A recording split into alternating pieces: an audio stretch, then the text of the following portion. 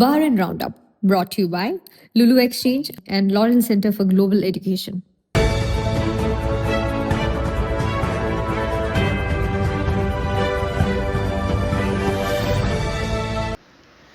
നമസ്കാരം. ഇന്ന് 2026 ഓഗസ്റ്റ് 4 ചൊവ്വാഴ്ച 4 PM ന്യൂസ് ബഹ്റിൻ റൗണ്ടപ്പിലേക്ക് സ്വാഗതം. ബഹ്റിൻ സുരക്ഷാ മേഖലയുടെ പുരോഗതിക്ക് പരിശീലനവും പ്രൊഫഷണൽ വികസനവുമാണ് പ്രധാന അടിത്തറയെന്ന് വ്യക്തമാക്കി ആഭ്യന്തരമന്ത്രി general Sheikh Rashid bin Abdullah Al Khalifa security guards training സ്കൂളിന്റെ പുതിയ കെട്ടിടം ഉദ്ഘാടനം ചെയ്തു. ചടങ്ങിൽ ഫലകം അനാച്ഛാദനം ചെയ്തുകൊണ്ടാണ് ഉദ്ഘാടനം നിർവഹിച്ചത്. സ്വകാര്യ സെക്യൂരിറ്റി കമ്പനികൾക്കുള്ള ലൈസൻസ് വിതരണം, യോഗ്യതാ പരിശീലന പരിപാടികൾ ഉൾപ്പെടെയുള്ള സേവനങ്ങൾ പുതിയ കേന്ദ്രത്തിൽ ലഭ്യമാകും. ദേശീയ പരാതി പരിഹാര സംവിധാനമായ തവാസുൽ മവായിദ്, അപ്പോയിന്റ്മെന്റ് പോർട്ടൽ എന്നിവയുമായി ഇവിടുത്തെ ഓൺലൈൻ സേവനങ്ങൾ ബന്ധിപ്പിച്ചിട്ടുണ്ട്. സ്ഥാപിതമായതിനു ശേഷം ഇതുവരെ 22,000-ലധികം സുരക്ഷാ ഉദ്യോഗസ്ഥർക്ക് പരിശീലനം നൽകിയ ഈ സ്കൂളിൽ ഒരേ സമയം 278 പേർക്ക് വരെ പരിശീലനം നൽകാനുള്ള സൗകര്യമാണുള്ളത്. മേഖലയിലെ നാവിക സുരക്ഷ ശക്തിപ്പെടുത്തുന്നതിൽ നിർണായക പങ്ക് വഹിക്കുന്ന GCC ഏകീകൃത നാവിക പ്രവർത്തന കേന്ദ്രം Bahrain defence force chief of staff lieutenant general Thiyab bin Saqr Al Nuaimi സന്ദർശിച്ചു. കേന്ദ്രത്തിന്റെ പ്രവർത്തനങ്ങളും പ്രാദേശിക നാവിക നീക്കങ്ങളും അദ്ദേഹം വിശദമായി വിലയിരുത്തി.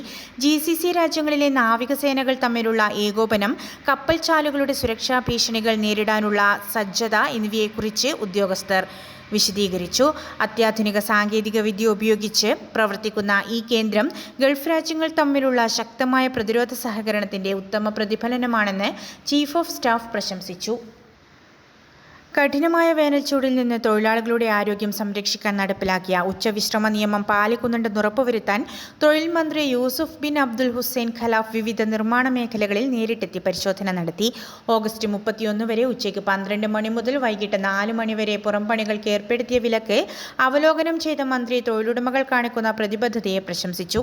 അതേസമയം തൊഴിൽ മന്ത്രാലയത്തിന്റെ പ്രത്യേക പരിശോധനാ സംഘങ്ങൾ ദിവസേന കർശനമായ ഫീൽഡ് പരിശോധനകൾ തുടരുകയാണ്. തൊഴിലാളികൾക്ക് ആവശ്യത്തിന് കുടിവെള്ളവും വിശ്രമ സൗകര്യങ്ങളും ഉറപ്പിക്കാത്തതും നിയമലംഘനം നടത്തുന്നതുമായ സ്ഥാപനങ്ങൾക്കെതിരെ കർശന നിയമ നടപടി സ്വീകരിക്കുമെന്ന് മന്ത്രാലയം മുന്നറിയിപ്പ് നൽകി. ബഹ്റിനിലെ ഇന്ത്യൻ സ്ഥാനപതി വിനോദ് കെ ജേക്കബുമായി പ്രവാസി സംഘടനാ പ്രതിനിധികളും ചിത്രകലാകാരന്മാരും സംവദിച്ച പ്രത്യേക കൂടിച്ചേരൽ ഇന്ത്യൻ എംബസിയിൽ സംഘടിപ്പിച്ചു. ചടങ്ങിൽ അംബാസഡറുടെ നേതൃത്വത്തിൽ നടന്ന വിവിധ ജനക്ഷേമ സാംസ്കാരിക പ്രവർത്തനങ്ങൾ ചർച്ചയായി. അദ്ദേഹത്തിന്റെ സേവന കാലയളവിൽ ഇന്ത്യൻ സമൂഹത്തിന് നൽകിയ പിന്തുണയ്ക്കും പ്രവാസി വിഷയങ്ങളിലെ സജീവ ഇടപെടലുകൾക്കും സംഘടനാ പ്രതിനിധികൾ നന്ദി അറിയിച്ചു. ഇന്ത്യയും ബഹ്റിനും തമ്മിലുള്ള സാംസ്കാരിക സൗഹൃദ ബന്ധങ്ങൾ കൂടുതൽ ദൃഢമാക്കാൻ നടത്തിയ ശ്രമങ്ങളെ മുൻനിർത്തി ചടങ്ങിൽ പങ്കെടുത്തവർ അംബാസഡർക്ക് ആശംസകൾ നേർന്നു. ബഹ്റിനിലെ സദേൺ ഗവർണറേറ്റിൽ വർദ്ധിച്ചുവരുന്ന ജലാവശ്യങ്ങൾ പരിഹരിക്കുന്നതിനായി വാദി അൽ ബുഹൈറിൽ പുതിയ ജലവിതരണ കേന്ദ്രത്തിന്റെ നിർമ്മാണം വേഗത്തിൽ പുരോഗമിക്കുന്നു. 1.125 കോടി ഇംപീരിയൽ ഗാലൻ സംരക്ഷണ ശേഷിയുള്ളതാണ് ഈ പദ്ധതി. പദ്ധതി പൂർത്തിയാകുന്നതോടെ ഈസ്റ്റ് റിഫ ഉൾപ്പെടെ സമീപത്തുള്ള പാർപ്പിട മേഖലകളിലേക്ക് തടസ്സമില്ലാതെ ശുദ്ധജലം എത്തിക്കാൻ സാധിക്കുമെന്ന് സദേൺ മുനിസിപ്പൽ കൗൺസിൽ അറിയിച്ചു. 1 കോടി ഗാലൻ സംരക്ഷണ ശേഷിയുള്ള ഗ്രൗണ്ട് റിസർവോയറും എലവേറ്റഡ് വാട്ടർ ടാങ്കും ഇതിൽ ഉൾപ്പെടുന്നു. സ്കാഡ സാങ്കേതികവിദ്യ വഴി 24 മണിക്കൂറും പ്രവർത്തനം നിരീക്ഷിക്കാവുന്ന ഈ കേന്ദ്രം 2027 ഡിസംബറോടെ പൂർത്തിയാകും. ഇന്നത്തെ മണി എക്സ്ചേഞ്ച് നിരക്കുകൾ നിങ്ങൾക്കായി നൽകുന്നു ലുലു എക്സ്ചേഞ്ച് ബഹ്റൈൻ.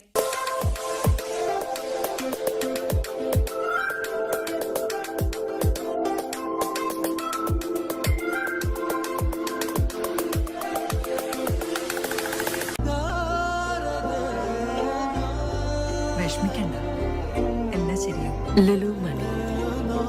ഭക്ഷ്യവസ്തുക്കളുടെ കനത്ത വില വർധനവിനെ തുടർന്ന് ജനുവരിക്ക് ശേഷം ആദ്യമായി ജൂൺ മാസത്തിൽ രാജ്യത്തെ ഉപഭോക്തൃ വില സൂചികയിൽ 0.9% വർധനവ് രേഖപ്പെടുത്തി.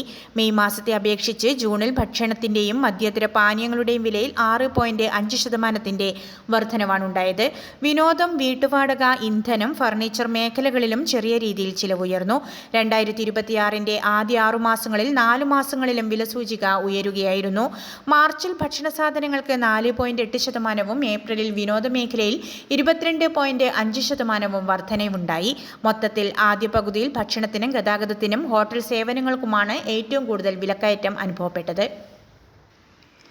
ഇസ ടൗണിൽ ഡെലിവറി തൊഴിലാളിയെ കത്തിക്കാട്ടി ഭീഷണിപ്പെടുത്തി മോട്ടോർ സൈക്കിൾ കവർന്ന കേസിൽ 43-കാരനായ പ്രതിയുടെ വിചാരണ ഹൈക്രിമിനൽ കോടതിയിൽ ആരംഭിച്ചു.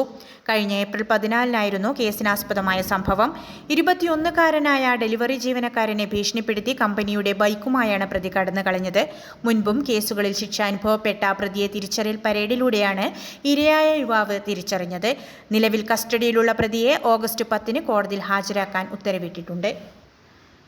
സർവകലാശാല ജീവനക്കാരിയുടെ കൈക്ക് പരിക്കേൽപ്പിക്കുകയും അധിക്ഷേപിക്കുകയും ചെയ്ത കേസിൽ വിദ്യാർത്ഥിനിക്ക് ചുമത്തിയ 1100 ബഹ്റിനി ദീനാർ പിഴ പരമോന്നത അപ്പീൽ കോടതി ശരിവച്ചു.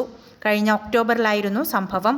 അധ്യാപകരുടെയും ജീവനക്കാരുടെയും വിശ്രമമുറിയിൽ പ്രവേശിച്ച് തർക്കത്തിലായ വിദ്യാർത്ഥിനി ശക്തിയായി വാതിൽ തള്ളിത്തുറന്നപ്പോഴാണ് ജീവനക്കാരിയുടെ കൈക്ക് പരിക്കേറ്റത്.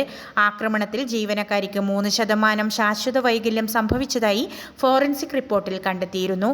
ജീവനക്കാരെ വാക്കാൽ അധിക്ഷേപിച്ച കേസിലെ ശിക്ഷയും കോടതി ശരിവച്ചു. സിവിൽ നഷ്ടപരിഹാര ഹർജി ബന്ധപ്പെട്ട സിവിൽ കോടതിയുടെ പരിഗണനയ്ക്ക് വിട്ടു. വാർത്തകളുടെ വിശദവിവരങ്ങൾ ഞങ്ങളുടെ വെബ്സൈറ്റായ 4pmnewsonline.com സോഷ്യൽ മീഡിയ ഹാൻഡിലുകളിലൂടെയും ലഭ്യമാണ്. നന്ദി, നമസ്കാരം.